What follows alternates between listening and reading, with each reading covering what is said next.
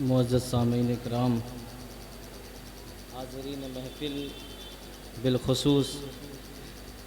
Stage پر جلوہ فرما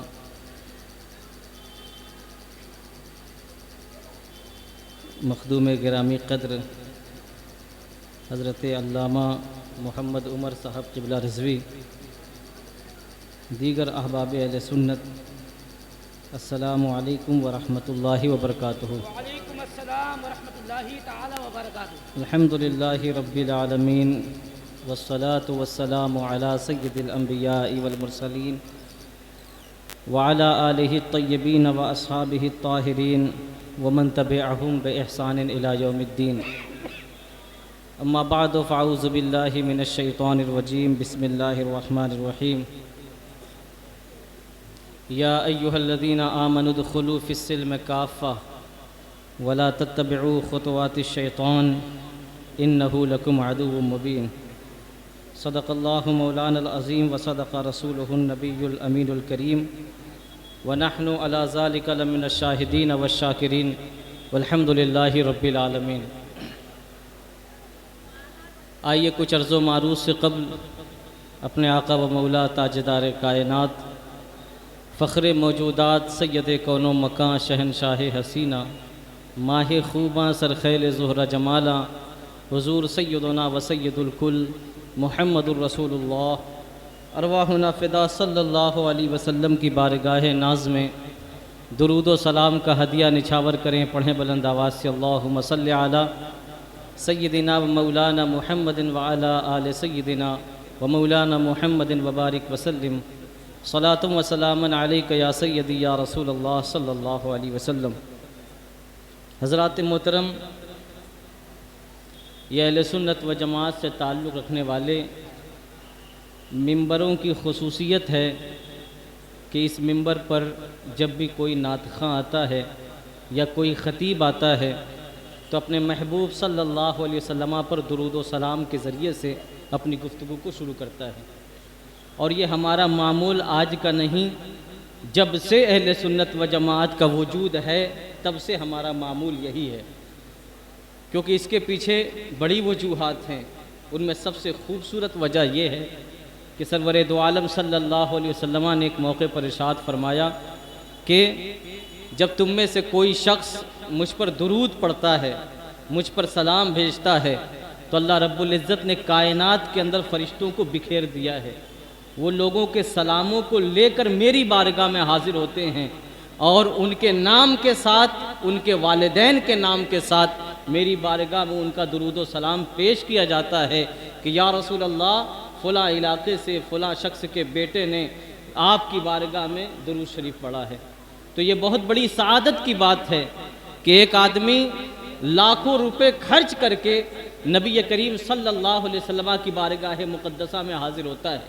لیکن اللہ کے رسول صلی اللہ علیہ وسلم نے ہمیں دنیا کے اندر وہ نسخہ دیا کہ صرف ہم اس درود کو پڑھ لیں جو درود نبی کریم صلی اللہ علیہ وسلم کی طرف منسوب ہے، یا درود کے جن الفاظوں کو گزرتے زمانوں کے ساتھ لوگوں نے بنایا ہے، اس درود کو اگر پڑھا جائے تو ہمارا بھی تذکرہ بارگاہ مصطفیٰ میں ہوتا ہے، اور اس درود پڑھنے کی بنیاد پر ہمارے والدین کا تذکرہ بھی بارگاہ مصطفی میں کیا جاتا ہے، اور کس کے ذریعے سے کیا جاتا ہے؟ فرشتوں کے ذریعے سے کیا جاتا ہے۔ لہٰذا یہ بڑی سعادت مندی کی بات ہے کہ ہم اور آپ اس محفل مبارک میں درود پاک پڑھیں۔ ایک مرتبہ اور بلند آواز سے پڑھیں، اللہم صلی علی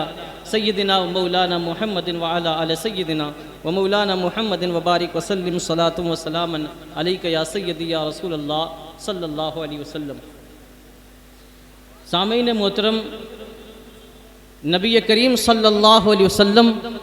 دین اسلام کے ساتھ ہمارے درمیان جلوہ گر ہوئے، اور انہوں نے پوری زندگی ہمارے درمیان اسلام کی تبلیغ کی، یعنی جو دین حضرت اسماعیل کے ذریعے سے مکے کے اندر لایا گیا تھا، گزرتے زمانوں کے بنیاد پر جب اس دین کے اندر خرابیاں پیدا کی گئیں، اس دین کے اندر غلط باتیں پیدا کی گئیں، غلط عقائد پیدا کیے گئے، غلط نظریات لوگوں کے بنائے گئے، تو اس وقت اخیر زمانے میں اللہ رب العزت نے اپنا سب سے آخری نبی محمد الرسول اللہ صلی اللہ علیہ وسلم کو خاتم النبیین بنا کر، تمام نبیوں میں سب سے آخری نبی بنا کر اس دنیا کے اندر بھیج دیا۔ حضور سید عالم صلی اللہ علیہ وسلم تشریف لائے، آپ نے قرآن ہمیں دیا، آپ نے ہمیں دین دیا، ہمیں نظام دیا، ہمیں آئین دیا، عقائد کی تعلیم عطا فرمائی، غرض ہے کہ ایک مسلمان کو صبح قیامت تک جن چیزوں کی ضرورت ہو سکتی تھی، جن تعلیمات کی ضرورت ہو سکتی تھی، وہ ساری تعلیمات محمد الرسول اللہ صلی اللہ علیہ وسلم نے من جانب اللہ ہمارے حوالے کیا اور اس دنیا کو خیر بات کہہ دیا۔ آقا کریم صلی اللہ علیہ وسلم چونکہ ہدایت لے کر آئے تھے، اور ہدایت و ضلالت کا تصادم، ہدایت و ضلالت کی جنگ ہر زمانے کے اندر رہی ہے۔ کسی زمانے کے اندر ہدایت کا عروج تھا، کسی زمانے کے اندر پاک دامنی کا عروج تھا، کسی زمانے کے اندر پارسائی کا عروج تھا، کسی زمانے کے اندر تعلیمات مصطفی کا عروج تھا، لیکن جیسے جیسے زمانے آگے بڑھتے رہے دنیا کے اندر فتنے جنم لیتے رہے۔ آقا کریم صلی اللہ علیہ وسلم کی وصال کے بعد اس امت کے اندر سب سے پہلا جو فتنہ پیدا ہوا وہ فتنہ ارتداد تھا۔ فتنہ ارتداد کیا چیز ہے؟ ارتداد یعنی دین سے پھر جانا، دین سے کنارے ہو جانا۔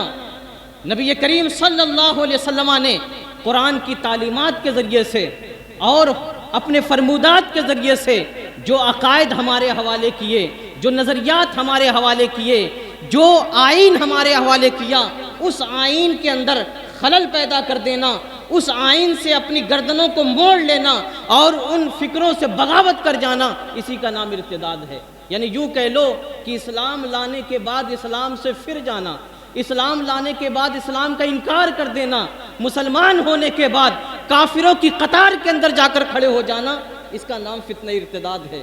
نبی کریم صلی اللہ علیہ وسلم کے وصال مقدسہ کے بعد سب سے پہلا فتنہ امت مسلمہ کے اندر ارتداد کا پیدا ہوا۔ وہ کیسے؟ اللہ کے رسول صلی اللہ علیہ وسلم ظاہر ہے کہ صرف عقائد کی تعلیم دے کر نہیں گئے تھے، عقائد کے ساتھ ساتھ آپ نے اعمال بھی سکھائے تھے۔ آپ نے نماز پڑھنے کا حکم دیا، آپ نے روزے رکھنے کا حکم دیا، آپ نے زکوٰۃ دینے کا حکم دیا، آپ نے ایک دوسرے کے ساتھ خیر خواہی کرنے کا حکم دیا، آپ نے والدین کے ساتھ حسن سلوک کرنے کا حکم دیا۔ یہ سارے احکام شریعت اسلامیہ کے حوالے سے فرض تھیں۔ نبی کریم صلی اللہ علیہ وسلم کا وصال مقدس ہوا تو عرب کے لوگ کہ جن عرب کے لوگوں میں کچھ منافقین بھی تھے، کچھ مارے ڈر کی وجہ سے دامن اسلام کے اندر آ گئے تھے۔ جب حضور سید عالم صلی اللہ علیہ وسلم کا وصال ہوا تو حضور سید عالم صلی اللہ علیہ وسلم کی وصال مبارکہ کے بعد جو اسلام دشمن طاقتیں تھیں، جو اسلام دشمن افراد تھے، انہوں نے دیکھا کہ اب آقا کریم صلی اللہ علیہ وسلم ہمارے درمیان سے رخصت ہو چکے ہیں، اسی وجہ سے انہوں نے میدان خالی دیکھ کر اسلام سے بغاوت کرنا شروع کی، اسلام کو چھوڑنا شروع کیا، اور عرب کے قبائل کے اندر باقاعدہ طور پر لوگ مرتد ہونے لگے، لوگوں نے دین اسلام کا انکار کرنا شروع کر دیا۔ اور اس انکار کی صورتوں میں سے ایک صورت یہ تھی کہ کچھ لوگوں نے کہا کہ ہم لا الہ الا اللہ بھی پڑھیں گے، ہم محمد الرسول اللہ کی بھی گواہی دیتے ہیں، ہم نماز بھی پڑھتے ہیں، ہم حج بھی کریں گے، ہم عمرہ بھی کریں گے، سارے احکام مانیں گے، لیکن اللہ کے رسول صلی اللہ علیہ وسلم نے جو زکوٰۃ کا نظام دیا تھا، اس زکوٰۃ کے نظام کا ہم انکار کرتے ہیں۔ اور کہا کہ نبی کریم صلی اللہ علیہ وسلم کی حیات مبارکہ میں جو زکوٰۃ ہم نکالا کرتے تھے وہ زکوٰۃ اب ہم نہیں دیں گے، اس زکوٰۃ کا ہم سرے سے انکار کرتے ہیں۔ یہ بہت مشکل صورتحال تھی، بہت مشکل صورتحال۔ اس مشکل صورتحال کو بہت سے صحابہ کرام جن میں اجلہ صحابہ کرام کا نام آتا ہے، ان لوگوں نے بھی اس مشکل صورتحال کو صحیح طریقے سے نہیں سمجھا، اور اس وقت پوری جماعت صحابہ کے اندر جس ذات کی آواز پوری دنیا کے اندر گونجی وہ ذات سیدنا صدیق اکبر کی ذات تھی۔ آپ نے کہا کہ جو شخص نبی کریم صلی اللہ علیہ وسلم کے زمانے مبارک کے اندر زکوٰۃ دیتا تھا، زکوٰۃ کے طور پر کسی جانور کو لاتا تھا یا جانور کے بچے کو لاتا تھا یا مال لاتا تھا یا سونے چاندی لاتا تھا، اگر وہ میرے زمانے خلافت کے اندر زکوٰۃ ادا نہیں کرے گا تو ایسی صورت میں صدیق اکبر اس کے خلاف جہاد کا اعلان کرتا ہوں، اس کے خلاف باقاعدہ طور پر میدان کارزار سجایا جائے گا اور ایسے لوگوں کو تحت کیا جائے گا، اس بات پر ایسے لوگوں کو آمادہ کیا جائے گا کہ یہ اسی دین کو اپنائیں جو دین محمد رسول اللہ صلی اللہ علیہ وسلم ہمارے حوالے کر کے گئے ہیں۔ سیدنا صدیق اکبر رضی اللہ تعالیٰ عنہ، جن کے بارے میں اہل سنت و جماعت کا عقیدہ ہے، حضور کے زمانے سے لے کر آج تک وہ عقیدہ کیا کہ سیدنا صدیق اکبر جماعت صحابہ میں سب سے افضل ہیں، افضل الانبیاء، افضل البشر بعد الانبیاء، کہ انبیاء کے بعد تمام انسانوں میں سب سے زیادہ افضل مقام، سب سے زیادہ جو ہے بلند رتبہ اگر کسی کا ہے تو وہ سیدنا صدیق اکبر کا ہے۔ اور اس عقیدے پر صحابہ کرام کا اجماع بھی واقع ہوا کہ سارے صحابہ نے سیدنا صدیق اکبر رضی اللہ تعالیٰ عنہ کی افضلیت کو مانا، یہاں تک کہ جب آج بعض حضرات یہ باتیں کہتے ہوئے نظر آتے ہیں کہ خلیفہ بلا فصل سیاسی اعتبار سے سیدنا صدیق اکبر ہیں لیکن روحانی اور باطنی اعتبار سے مولائے کائنات ہیں، بعض حضرات اس طرح کی شقیں نکالتے ہوئے نظر آتے ہیں۔ ان شقوں کو اگر تاریخ اسلامی کے اندر تلاش کرنے کی کوشش کرو گے تو کہیں بھی یہ باتیں نہیں ملیں گی۔ پچھلے زمانوں کے اندر جتنے مسلمان ہوئے، جتنے لوگ دامن اسلام کے اندر آئے، جتنے لوگوں کو مسلمان کہا گیا، ان سب نے سیدنا صدیق اکبر کی خلافت بلا فصل کو خلافت سیاسی بھی مانا ہے، خلافت روحانی بھی مانا ہے۔ اور میں کسی اور کی بات کیا کروں، سیدنا مولائے کائنات کی ذات مقدسہ اٹھا کر دیکھو۔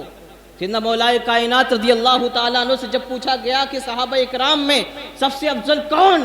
تو سیدنا مولائے کائنات رضی اللہ تعالیٰ عنہ نے فرمایا کہ تم پوچھتے ہو کہ سب سے افضل کون ہے؟ اللہ کے رسول صلی اللہ علیہ وسلم نے اپنی زندگی کے آخری لمحات کے اندر ہماری نمازوں کی امامت کے لیے سیدنا صدیق اکبر کو چن کر اس بات کا اعلان کر دیا کہ حضور سید عالم صلی اللہ علیہ وسلم کی بارگاہ کا مقرب صدیق اکبر حضور سید عالم صلی اللہ علیہ وسلم کا خلیفہ باطنی بھی ہے، خلیفہ ظاہری بھی ہے، سیاسی خلیفہ بھی حضور سید عالم صلی اللہ علیہ وسلم کا سیدنا صدیق اکبر ہی ہیں، اور روحانی خلیفہ بھی سیدنا صدیق اکبر رضی اللہ تعالیٰ عنہ کی ذات مقدسہ ہی ہے۔ وہ فتنہ ارتداد جب پھیلا تو جب فتنے پھیلتے ہیں تو جو امت کے اکابر علماء ہیں وہ خاموش نہیں بیٹھتے۔ اس زمانے میں صدیق اکبر تھے، انہوں نے آواز بلند کی، کہا کہ ان لوگوں کے خلاف جنگ کروں گا جو لوگ نماز اور زکوٰۃ کے درمیان تفریق کرتے ہیں۔ جس قرآن سے نماز فرض ہے اسی قرآن سے زکوٰۃ بھی فرض ہے، لہٰذا اگر کوئی آدمی زکوٰۃ کا انکار کرے اس کی نمازیں بھی قبول نہیں ہوں گی۔ اس وقت حضرت سیدنا عمر ابن خطاب، ابو عبیدہ ابن الجراح، بڑے بڑے صحابہ اکرام حضور سیدنا صدیق اکبر رضی اللہ تعالیٰ عنہ کی بارگاہ میں حاضر ہوئے۔ انہوں نے کہا کہ اے خلیفۃ المسلمین، اے امیر المومنین، آپ کیسے ان لوگوں کے خلاف جنگ کریں گے؟ اللہ کے رسول کی تو حدیث پاک ہے، اللہ کے رسول صلی اللہ علیہ وسلم نے ارشاد فرمایا کہ کافروں سے اس وقت تک جہاد کرو جب تک کہ وہ لا الہ الا اللہ محمد الرسول اللہ کا اقرار نہ کر لیں۔ اور یہ لوگ تو لا الہ الا اللہ محمد الرسول اللہ بھی پڑھتے ہیں، اشہد ان لا الہ الا اللہ واشہد ان محمد الرسول اللہ کا بھی ورد کرتے ہیں۔ ان لوگوں کے خلاف آپ کیسے جنگ کریں گے؟ اس وقت سیدنا صدیق اکبر نے اسلام کی جو نزاکت ہے اور اسلام کے اندر کسی بھی کام کی فرضیت کا جو عقیدہ ہے اس عقیدے کو بیان کرتے ہوئے فرمایا کہ تم سمجھتے نہیں ہو، آج یہ زکوٰۃ کا انکار کر رہے ہیں، کل یہ اٹھیں گے نماز کا بھی انکار کر دیں گے، پھر اٹھیں گے محمد رسول اللہ کی رسالت کا بھی انکار کر دیں گے، پھر اٹھیں گے حضور کی خاتمیت کا بھی انکار کر دیں گے۔ غرض کہ اگر آج اس فتنے کو نہیں دبایا گیا تو زمانہ بڑھتا جائے گا، فتنوں کی بہتات ہوتی جائے گی، اور جو دین مرصع اور انتہائی نفیس صورت میں محمد رسول اللہ صلی اللہ علیہ وسلم نے ہمارے حوالے کیا ہے وہ دین بکھر کر رہ جائے گا، اس دین کا نام و نشان دنیا کے اندر مٹ جائے گا۔ سیدنا عمر ابن خطاب رضی اللہ تعالیٰ عنہ بعد میں کہتے ہیں اس وقت لگ رہا تھا کہ صدیق کی زبان پر حق بول رہا ہے، اس وقت لگا کہ سیدنا صدیق اکبر اس علم کی روشنی میں بول رہے ہیں جو علم انہیں سینہ بسینہ محمد رسول اللہ صلی اللہ علیہ وسلم کے ذریعے سے انہیں عطا ہوا تھا۔ اور پھر منکرین زکوٰۃ مرتدین سے باقاعدہ جہاد ہوا، مسیلمہ کذاب اس کے اندر مارا گیا، مانعین زکوٰۃ مارے گئے، غرض کہ اس فتنے کو دبا دیا گیا۔ زمانے آگے بڑھتے رہے، فتنوں پر فتنے جنم لیتے رہے۔ امام غزالی کا دور آیا، امام غزالی کے اندر یونانیوں کا فتنہ اٹھا۔ امام غزالی کے زمانے میں یہ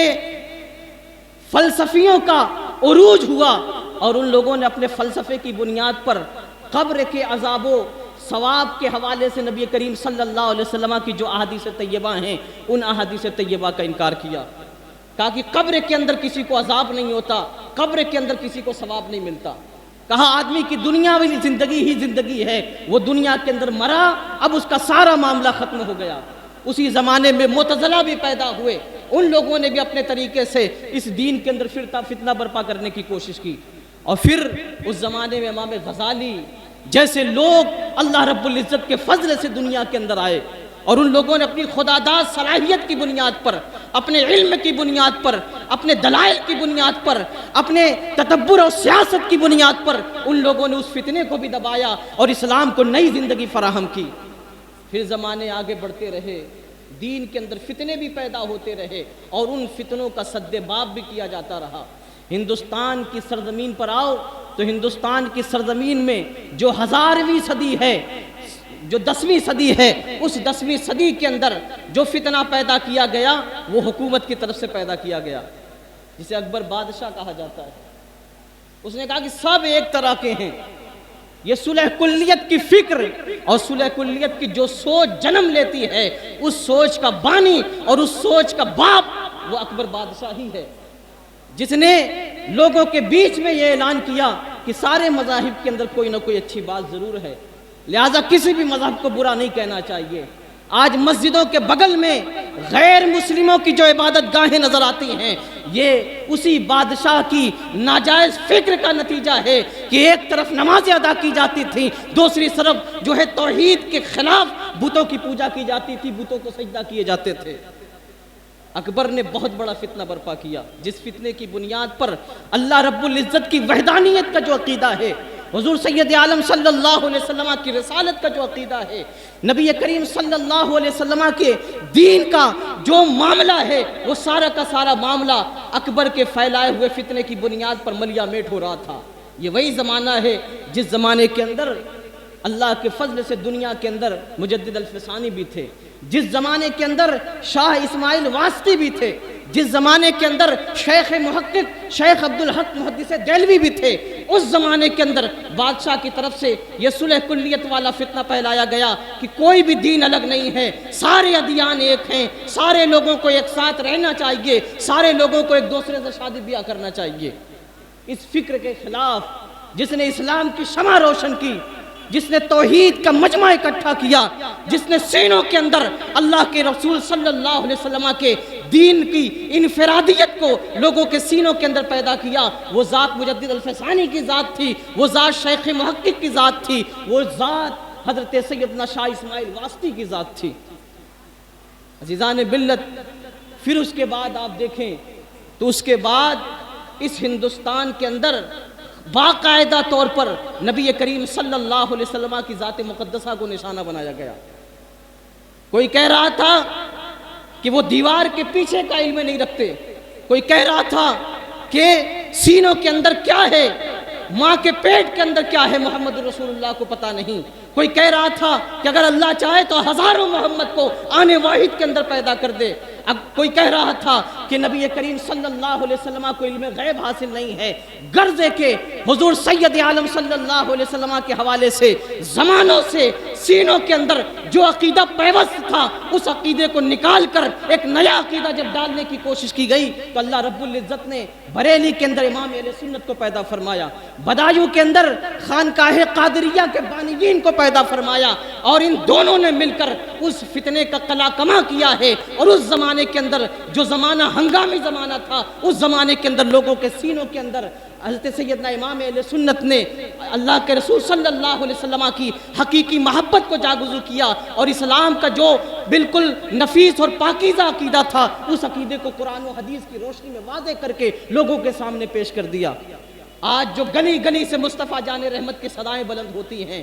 آج جو ہر آدمی جو ہے نبی کریم صلی اللہ علیہ وسلم کی محبتوں کا دم بھرتا ہے، آج جو ہر آدمی نعرہ رسالت یا رسول اللہ کے نغمے الاپتا ہے، یہ دین ہے امام اہل سنت کی، یہ دین ہے ان کی انتہائی محنت کی کہ اس محنت کی بنیاد پر لوگوں کے سینوں کے اندر نبی کریم صلی اللہ علیہ وسلم کا حقیقی عشق پیدا ہوا۔ وہ کل بھی جھوم رہے تھے حضور کے نام پر اور یہ آج بھی جھوم رہے ہیں حضور کے نام پر، اور انشاءاللہ امام اہل سنت نے جو شمع جلائی ہے اس شمع کے گرد پروانے صبح قیامت تک ایسے ہی گردش کرتے رہیں گے اور حضور سید عالم صلی اللہ علیہ وسلم کی عظمتوں کا باب پڑھ پڑھ کر امت مسلمہ کو سناتے رہیں گے۔ عزیزان ملت، کہنے کا مطلب یہ ہے کہ اسلام جب سے آیا تب سے ہر دور کے اندر اسے فتنوں سے آزمائش رہی ہے، فتنوں سے اس کی جنگ جاری ہے، فتنوں سے اس کا مقابلہ جاری ہے، اور آج جس فتنے کو ہمیں اور آپ کے سامنے، ہمارے اور آپ کے سامنے موجود ہے، وہ فتنہ ارتداد ہی ہے۔ آپ سوچو کہ فتنہ ارتداد کی بنیاد پر حضرت سیدنا صدیق اکبر رضی اللہ تعالیٰ عنہ نے تحریک چلائی کہ ان کے خلاف جہاد کیا جائے۔ ان کا صرف ایک علاج ہے، وہ علاج یہ ہے کہ انہیں تہہ تیگ کر کے دنیا کے نقشے سے ان کا نام مٹا دیا جائے۔ یہی فتنہ ارتداد مولائے کائنات کے زمانے میں جب خارجیوں کے ذریعے سے آیا، تب بھی امام حضرت سیدنا مولائے کائنات رضی اللہ تعالیٰ عنہ نے خارجیوں کے خلاف جنگ کر کے اس فتنے کے حوالے سے اسلام کے حکم کو واضح کر دیا تھا کہ ان فتنوں کو دبانا ہے تو دبانے کی صرف ایک صورت ہے، وہ صورت یہ ہے کہ انہیں تہہ تیگ کیا جائے، ان کا نام و نشان ہی دنیا سے مٹا دیا جائے، تبھی ان فتنوں پر آدمی قابو پا سکتا ہے۔ لیکن اب زمانہ کروٹ بدل چکا ہے، اب ہر جگہ جمہوریت ہے، ہر آدمی کے ہاتھ میں تلوار نہیں آ سکتی، ہر آدمی اپنے دین کی سربلندی کے لیے، اپنی گردنوں کو کٹانے کے لیے میدان کے اندر نہیں آ سکتا۔ تو آج ضرورت ہے کہ ہم نہج بدلیں، جب زمانہ بدلا ہے تو نہج بدلا جائے، اور اس نہج کو بدل کر ہم ایک راستہ تیار کریں، اس راستے پر چل کر ہم فتنوں کا مقابلہ کریں۔ وہ راستہ کیا ہوگا؟ وہ راستہ یہ ہے کہ نبی کریم صلی اللہ علیہ وسلم کی جو تعلیمات ہیں ان تعلیمات کو زیادہ سے زیادہ عام کیا جائے۔ آپ دیکھو ہندوستان کی خبریں آپ کے کانوں تک بھی موصول ہوتی ہیں، اخبار آپ پڑھتے ہو، نیوز چینلوں پر آپ کی نظر ہے، پورے ہندوستان کے اوپر آپ کی نظر ہے۔ آج مسلم بچیوں کو ورغلا کر، مسلم لڑکیوں کو بہکا کر لوگ اپنے ساتھ لے کر جاتے ہیں اور اپنے مذہب کے مطابق اس کو زندگی گزارنے پر مجبور کرتے ہیں۔ ایک نہیں، دو نہیں، پورے ہندوستان کا اگر معائنہ کیا جائے تو سینکڑوں کی تعداد میں مسلم لڑکیاں ایسی نظر آئیں گی جو کسی غیر مسلم کے نرغے میں پھنس چکی ہیں، اور ان کی بنیاد پر، ان کی محبت کے جال کے اندر پھنس کر انہوں نے اسلام کا انکار کیا ہے، اور ان کے مذہب کے مطابق شادی بیاہ بھی کی، اور ساتھ ہی ساتھ جس طریقے سے وہ بتوں کے سامنے اپنا سر جھکاتے ہیں، وہ مسلم لڑکیاں جن کی تربیت مسلمانوں کے گھروں کے اندر ہوئی تھی، وہ لڑکیاں بھی جا کر بتوں کی پوجا کرنے پر مجبور ہیں۔ عزیزان ملت، آج اگر اس نزاکت کو ہم نہ سمجھیں گے تو پھر کون سمجھے گا؟ اللہ کے رسول صلی اللہ علیہ وسلم نے بڑی واضح طور پر یہ بات فرمائی تھی کہ اپنے بچوں کو علم دو، اپنے بچوں کو تعلیم دو، جب وہ ماں کی گود میں ہو تب، اور جب قبر کی طرف پہنچنے لگے تب بھی۔ یعنی ماں کی گود سے لے کر قبر کی اندھیری کوٹری تک جانے تک کبھی بھی ایک مسلمان کا تعلق تعلیم سے دور نہیں ہونا چاہیے، تعلیم سے کٹنا نہیں چاہیے، اور ہر لمحہ اسے ان عقائد کے حوالے سے باخبر ہونا چاہیے جو عقائد نبی کریم صلی اللہ علیہ وسلم کی حدیثوں کے ذریعے سے ہم تک پہنچی ہیں۔ آج تعلیم کی ہی عدم حصولی کی بنیاد پر یہ فتنے جنم لے رہے ہیں۔ آپ سوچیں، آپ حدیث پاک پڑھیں تو حدیث پاک کے اندر جو راویوں کا نام آتا ہے،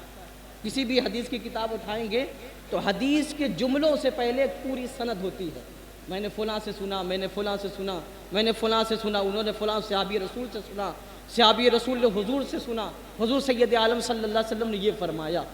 یہ سند ہے۔ بسا اوقات آپ کو اس سند کے اندر باقاعدہ طور پر راوی یہ کہتا ہوا نظر آئے گا کہ میں نے اپنے والد سے سنا، بلکہ کثیر حدیثیں بکثرت حدیثیں آپ کو ایسی ملیں گی جس کی سندوں کے اندر راوی اپنے والد کا تذکرہ کرتے ہوئے کہتا ہے کہ یہ جو حدیث میں تم کو سنا رہا ہوں یہ حدیث میں نے اپنے باپ سے سنی ہے۔ ان روایتوں کو پڑھنے کے بعد، سند کے اس جملے کو سننے کے بعد ہمارا ذہن اس بات کی طرف جاتا ہے کہ جو ماضی میں لوگ گزرے وہ دین کے حوالے سے کتنے حساس تھے۔ وہ جب بیٹھتے تھے تو فلموں کی بات نہیں کرتے تھے، وہ جب بیٹھتے تھے تو بچوں کو گالیاں نہیں دیتے تھے، وہ جب بیٹھتے تھے تو بچوں کے سامنے شراب نہیں پیتے تھے، وہ جب بیٹھتے تھے تو بیٹھ کر نبی کریم صلی اللہ علیہ وسلم کی جو تعلیمات ہے وہ تعلیمات اپنے بچوں کے حوالے کرنے کی کوشش کرتے تھے۔ یہی وجہ ہے کہ جب وہ بڑے ہوتے تو اپنے والد یا والدہ کے حوالے سے حدیثوں کی روایت کرتے ہوئے نظر آتے ہیں۔ آج جب کہ فتنے ہمیں گھیرے ہوئے ہیں،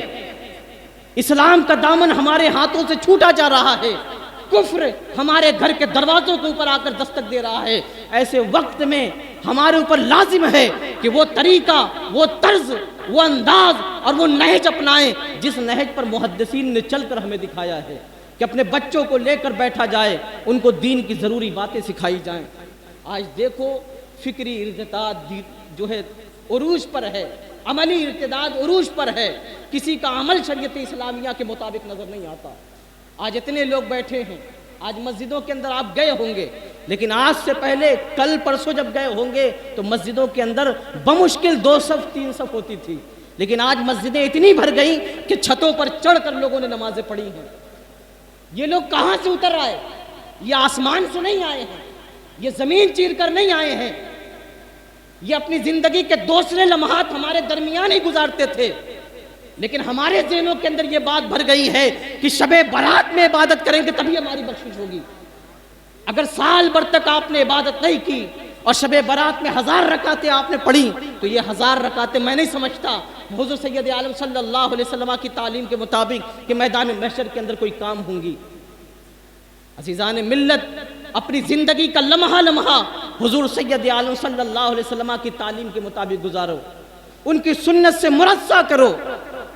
ان کے اسوہ حسنہ سے سبق حاصل کرتے ہوئے ان کے راستے پر پوری زندگی چلو، تو جب روح قبض ہونے والی ہوگی تو اللہ کی طرف سے اعلان ہوگا کہ یا ایتھا النفس المطمئنہ ارجعی الی ربک راضیۃ مرضیہ، پوری زندگی تو نے اسلام کے دامن میں ڈھل کر گزاری ہے، اب تیری روح نکلنے کا وقت ہے، تیری روح کو ہم پکارتے ہیں کہ اے مطمئن روح چلی جا، ہماری بارگاہ کی طرف چلی جا، اس حال میں ہاں کہ میری ذات تجھ سے راضی ہے اور میرے انعاموں کی بنیاد پر تیری ذات بھی راضی ہو جائے گی۔ تو زندگی کا لمحہ لمحہ حضور سید عالم صلی اللہ علیہ وسلم کی سنتوں کے مطابق، حضور کے دین کے مطابق، حضور کے اسوہ حسنہ کے مطابق جب گزرے گا تب ہماری زندگی آخرت کے اندر اس مرتبے پر فائز ہوگی کہ حضور سید عالم صلی اللہ علیہ وسلم کی نظر کرم ہوگی، اور نبی کریم صلی اللہ علیہ وسلم جہاں گنہگاروں کی شفاعت فرمائیں گے وہی ہمارے حوالے سے بھی کہیں گے کہ یہ بھی ہمارا امتی ہے، پروردگار اس کے گناہوں کو معاف کر دے اور اسے بھی جنت کے اندر داخل فرما دے۔ اگر زندگی کا لمحہ گناہ کے اندر گزرا تو یاد رکھو کہ مرتے وقت جو ہمارا ایمان ہے وہ ہمارا ایمان بھی خطرے کے اندر رہتا ہے۔ ارے ہم رہے، ہم اگر 5 وقت کی نمازیں پڑھ لیں بہت بڑی بات ہے۔ سیدنا امام رازی کی بات، امام رازی رحمت اللہ تعالی علیہ تفسیر رازی کے مصنف، سینکڑوں کتابوں کے مصنف، بہت بڑے متکلم، جن کی شان یہ کہ پوری زندگی ملحدوں سے مناظرہ کرتے ہوئے گزری۔ روح نکلنے کا قریب وقت آیا تو شیطان آ گیا، آنے کے بعد کہا کہ رازی زندگی بھر اللہ رب العزت کے ایک ہونے پر تم دلیلیں دیتے رہے، لوگوں کو منواتے رہے، اب تمہارا مقابلہ مجھ سے ہے۔ اس نے کہا کہ اللہ کے ایک ہونے پر دلیل لے کر آؤ۔ امام رازی نے ایک دلیل دی، شیطان نے رد کر دی۔ امام رازی نے دوسری دلیل دی، شیطان نے اس کو بھی رد کر دیا۔ امام رازی نے تیسری دلیل دی، شیطان نے اس کو بھی رد کر دیا۔ امام رازی پریشان،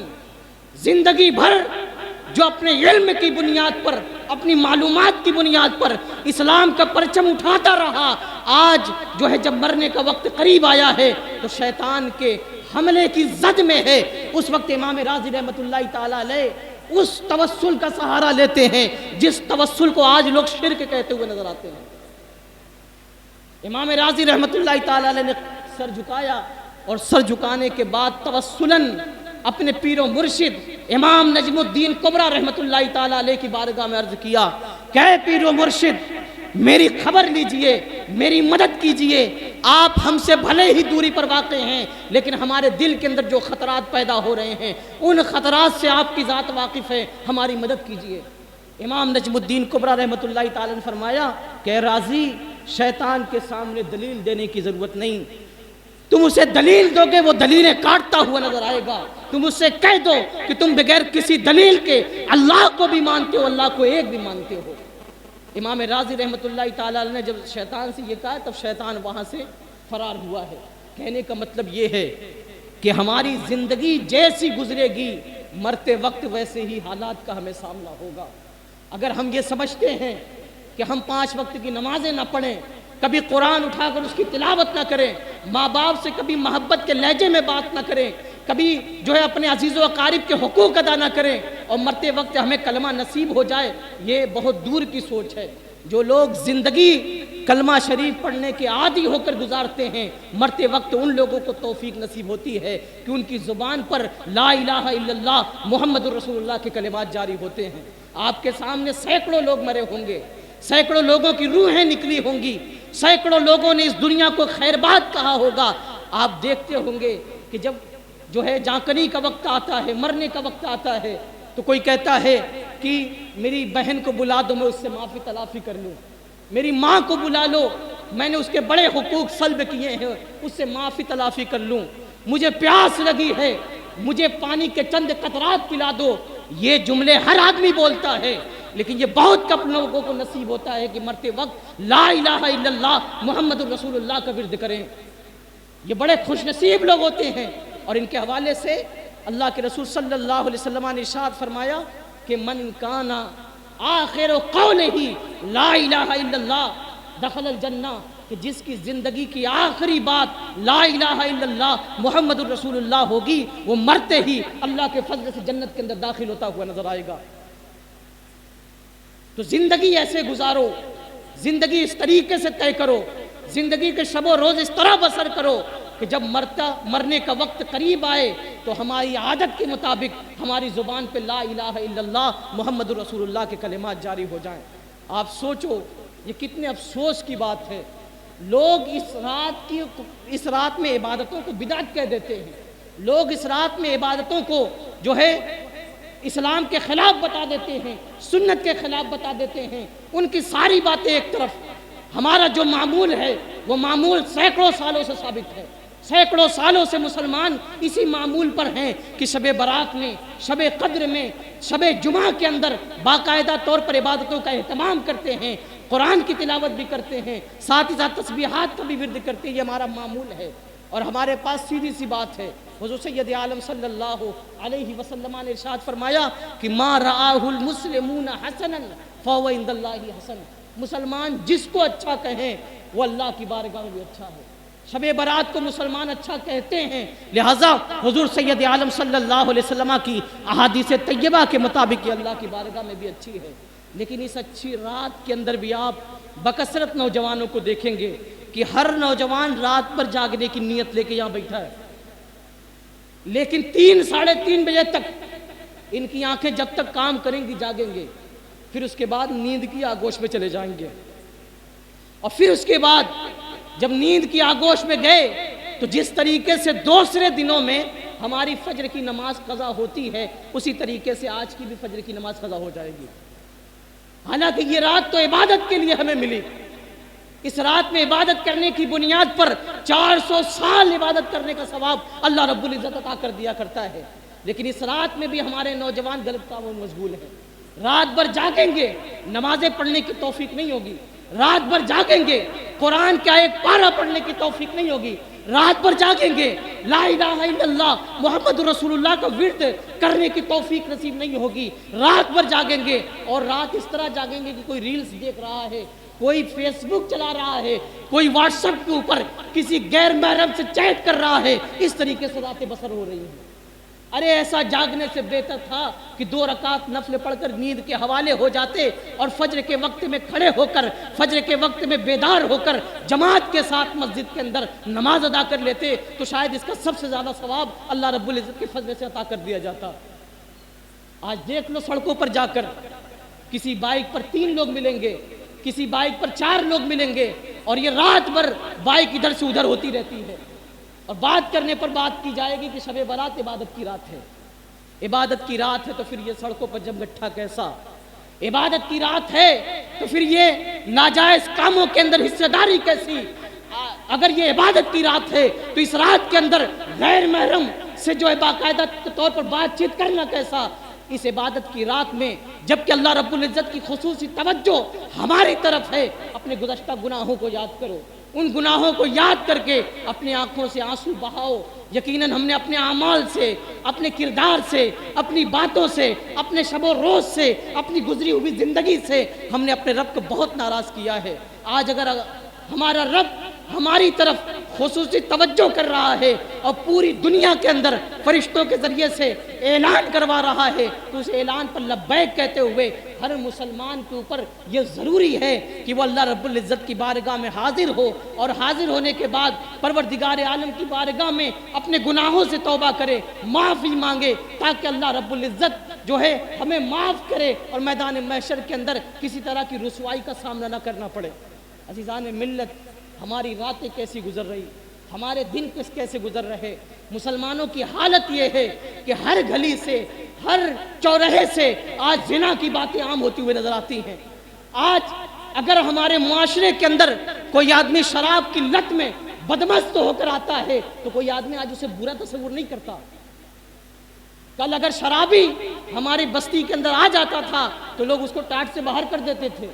اس کا بائیکاٹ کرنے کی کوشش کرتے تھے، تاکہ ہمارے مقاطعہ کی بنیاد پر، ہمارے بائیکاٹ کی بنیاد پر کم از کم اسلام کے اندر جو شراب حرام ہے اس شراب کو وہ چھوڑنے کی کوشش کرے۔ لیکن آج شرابیوں کو ہی تو معاشرے کے اندر اونچا درجہ دیا جاتا ہے، آج انہی کو بلند مراتب دیے جاتے ہیں۔ اگر اتفاق سے وہ حاجی صاحب ہو تو پھر ہماری محفلوں کے اندر وہ آئے تو لوگ حاجی صاحب کے کیا آؤ بھگت کرتے ہوئے نظر آتے ہیں۔ یہ ہماری پسماندگی ہے کہ گناہوں سے نفرت کا جو ڈھنگ نبی کریم صلی اللہ علیہ وسلم ہمارے سینوں کے اندر پیدا کر کے گئے تھے، وہ نفرت اب ہماری سینوں سے نکل رہی ہے۔ یہی وجہ ہے کہ کوئی نماز چھوڑتا ہے چھوڑنے دو، کوئی زکوٰۃ نہیں دیتا مت دینے دو، اگر کوئی شراب پیتا ہے تو شراب کے حوالے کر دو، بلکہ آج لوگوں کے چبوتروں پہ بیٹھ کر باقاعدہ طور پر نوجوان جوا کھیلتے ہوئے نظر آتے ہیں۔ جوا تو بالکل صراحت کے ساتھ اسلام کی روشنی میں حرام ہے، لیکن ہم اپنے چبوتروں کے اوپر لوگوں کو باقاعدہ طور پر جوا کھیلنے کی اجازت دیتے ہیں۔ یہ ہماری بے حسی نہیں ہے تو اور کیا ہے؟ یہ ہمارے دل کے مردہ ہونے کی دلیل نہیں ہے تو اور کیا ہے؟ اللہ کے رسول صلی اللہ علیہ وسلم نے ارشاد فرمایا کہ ایک آدمی کی ایمان کا کمال یہ ہے کہ جب وہ کسی گناہ کو دیکھے اور اگر اسے قدرت حاصل ہو تو اپنے ہاتھ سے اس گناہ کو روکے، اگر ہاتھ سے نہیں روک سکتا تو زبان سے روکنے کی کوشش کرے، اگر زبان سے بھی نہیں روک سکتا تو ایسی صورت میں کم از کم دل میں اس کو برا جانے۔ آج شاید دل میں برا جاننے تک کی بات ہی محدود رہ گئی ہے۔ عزیزان ملت، معاشرے کا نقشہ بدلو۔ حضور سید عالم صلی اللہ علیہ وسلم نے جو تعلیم ہمارے حوالے کی اس تعلیم پر عمل کرنے کی کوشش کرو۔ یقیناً جب تک دامن مصطفیٰ ہمارے ہاتھوں میں ہے تب تک دنیا کے اندر ہم باقی ہیں، اور اگر ہمارے ہاتھوں سے حضور سید عالم صلی اللہ علیہ وسلم کی تعلیمات کا دامن چھوٹا تو یہ یاد رکھو کہ دنیا کے اندر بھی ہم ذلیل ہوں گے، آخرت میں اللہ کے رسول صلی اللہ علیہ وسلم اگر ہماری طرف نظر کرم نہ فرمائیں تو پھر ایسی صورت میں ہمارا کون فرسان حال ہوگا۔ اس لیے آخرت کی فکر کو اپنے ذہن و دماغ کے اندر رکھو، اور یہ مت سوچو کہ ہم تو کئی سالوں سے شراب پیتے آئے ہیں، شراب پینے کی وجہ سے نہ ہمارے کاروبار کے اندر تنزلی پیدا ہوئی، نہ ہی ہمارے گھر بار کی عزت میں کوئی کمی آئی۔ یہ مت سوچو، بلکہ اللہ رب العزت جب کسی کی پکڑ فرماتا ہے تو اس پکڑ کے اندر آواز نہیں ہوتی۔ دنیا کے اندر بہت بڑی بڑی قومیں پیدا کی گئی، عاد قوم بھی پیدا کی گئی، سمود قوم بھی پیدا کی گئی، بڑے طاقتور لوگ تھے، بڑے اونچا قد تھا ان کا، لیکن اللہ کے عذاب کے جب زد میں آئے ہیں تو آج ان کا نام و نشان دنیا کے اندر نظر نہیں آتا۔ اللہ کے رسول صلی اللہ علیہ وسلم کے وصال کے بعد اس امت کے اندر حجاج ابن یوسف جیسا ظالم بھی پیدا ہوا، سینکڑوں لوگوں کو اس نے قتل کیا، سینکڑوں لوگوں کو تہ تیگ کیا، اس نے تابعین کو، تبع تابعین کو اپنے ظلم کا نشانہ بنایا۔ وہ سمجھتا تھا کہ میرے سامنے کوئی کھڑا نہیں ہو سکتا، وہ سمجھتا تھا کہ کوئی میری گردن نہیں پکڑ سکتا، وہ سمجھتا تھا کہ کوئی ہمارا چیپٹر کلوز نہیں کر سکتا. لیکن اسی حجاج ابن یوسف نے جب حضرت سعید ابن جبیر رضی اللہ تعالیٰ عنہ کو اپنے ظلم کا نشانہ بنایا ہے، ان کو شہید کیا ہے، تو ان کے بدن سے اتنا خون نکلا کہ وہ گھبرا گیا. جب ان کو قتل کروایا، بدن سے اتنا خون نکلا کہ پورا دربار خون سے لطفت ہو گیا. اس نے کسی سے پوچھا کہ بہت سے لوگوں کو قتل کروایا، بہت سے لوگوں کی گردنیں کٹوائیں، لیکن کیا بات ہے کہ سعید ابن جبیر کے بدن سے جتنا خون نکلا ہے کسی اور کے بدن سے اتنا خون کیوں نہیں نکلا؟ تو کہنے والے نے کہا کہ دوسرے لوگ جب تیرے دربار میں آتے تھے تو ڈر جاتے تھے، ڈرنے کی وجہ سے ان کا خون جو ہے سکڑ جایا کرتا تھا، اس کی بنیاد پر جب وہ قتل ہوتے تو ان کے بدن سے خون نہیں بہتا تھا. لیکن سعید ابن جبیر جب اس دنیا سے جا رہے تھے تو اس وقت ان کے سینے کے اندر صرف اور صرف اللہ رب العزت کا خوف تھا، اللہ کے خوف کے علاوہ کسی کا خوف نہیں تھا. یہی وجہ ہے کہ ان کے بدن سے خون بڑی بہتات کے ساتھ نکلا. اس منظر نے حجاج ابن یوسف کو ذہنی طور پر پریشان کر دیا. جو حجاج ابن یوسف کسی کے سامنے گردن نہیں جھکاتا تھا، کسی کے سامنے نرم لہجے میں بات نہیں کرتا تھا، حضرت سیدنا سعید بن جبیر رضی اللہ تعالیٰ عنہ کی موت نے، ان کی شہادت نے حجاج ابن یوسف کو جھنجھوڑ کر رکھ دیا. اور اسی کی ذہنی بیماری میں مبتلا ہو کر حجاج ابن یوسف اللہ کے عذاب کا نشانہ بنا ہے، اور اس دنیا سے اس کا خاتمہ ہوا اور وہ موت کے حوالے ہوتا ہوا نظر آیا. کہنے کا مطلب یہ ہے زندگی کو غنیمت سمجھو. اللہ نے اگر صحت دی ہے، وقت دیا ہے، خالی وقت دیا ہے، تو اس خالی وقت کو اللہ رب العزت کی عبادت کے حوالے بھی کرو، اور ساتھ ہی ساتھ دنیا کے اندر دنیا والوں کے جو حقوق اللہ رب العزت نے مسلمانوں کے حوالے کیے ہیں، ان حقوق کو بھی ہر بندہ ادا کرنے کی کوشش کرے. تبھی اللہ کے عذاب سے بچا جا سکتا ہے، اور تبھی میدان محشر کے اندر سرخروئی حاصل کی جا سکتی ہے. نبی کریم صلی اللہ علیہ وسلم نے دنیا میں رہنے کا جو طریقہ ارشاد فرمایا، وہ طریقہ یہ کہ آپ نے فرمایا کن فی الدنیا کانک غریب، کہ دنیا کے اندر ایسے جیو، ایسے زندگی گزارو گویا کہ تم مسافر ہو. مسافر کسی سے دل نہیں لگاتا، مسافر کسی جگہ کو ہمیشہ والا مسکن نہیں قرار دیتا، بلکہ مسافر جب سفر پہ نکلتا ہے تو ایسی صورت میں اس کو جو کام کرنا ہوتا ہے وہ کام کرتا ہے، پھر اس کے اپنے گھر کی طرف روانہ ہو جاتا ہے. ٹھیک یہی حال مسلمانوں کا ہے کہ دنیا کے اندر ہم بھیجے گئے ہیں. وما خلقت الجن والانس الا لیعبدون، کہ جن و انس کو دنیا کے اندر پیدا کیا گیا ہے تو صرف اس لیے پیدا کیا گیا کہ اللہ کے رسول صلی اللہ علیہ وسلم کے دین کو اپنائے اور ان کے دین پر عمل کرنے کی کوشش کرے. ہم دنیا میں اللہ کے رسول کے دین کو اپنانے کے لیے، حضور کی سنتوں پر عمل کرنے کے لیے پیدا کیے گئے ہیں، اور پھر جب ہمارا معاملہ ختم ہوگا تو پھر ہم اپنے حقیقی گھر آخرت کی طرف دوبارہ روانہ ہو جائیں گے، اور وہی ہمارا حقیقی گھر ہے، وہیں پر ہمیشہ رہنا ہے. اس لیے حضور سید عالم صلی اللہ علیہ وسلم کی زندگی کا کثرت کے ساتھ مطالعہ کرو، حضور کی سنتوں پر عمل کرو، اور ساتھ ہی ساتھ جو گناہ گزری ہوئی زندگی کے اندر ہو گئے، آج کی رات میں، آنے والی شب قدر میں، متعدد راتوں کے اندر ان گناہوں کو یاد کر کے اپنے رب کی بارگاہ میں آنسو بہاؤ. آنسو کا ایک قطرہ جو گناہوں کی ندامت کی بنیاد پر نکلتا ہے، حضور فرماتے ہیں کہ جہنم کی آگ کو بھی بجھا دیتا ہے اور اللہ کے غصے کی آگ کو بھی بجھا دیتا ہے. توبہ کرو، استغفار کرو. حضور نے فرمایا کہ انا حبیب اللہ والشاب التائب حبیب اللہ، میں اللہ کا حبیب ہوں، اللہ کا محبوب ہوں، اور جو نوجوان نوجوانی کی حالت میں توبہ کرتا ہے اللہ رب العزت اسے بھی اپنا حبیب بنا لیا کرتا ہے. کی محمد سے وفا تو نے تو ہم تیرے ہیں، یہ جہاں چیز ہے کیا لوح و قلم تیرے ہیں، وما علینا الا البلاغ. السلام علیکم. يا رسول الله يا حبيب الله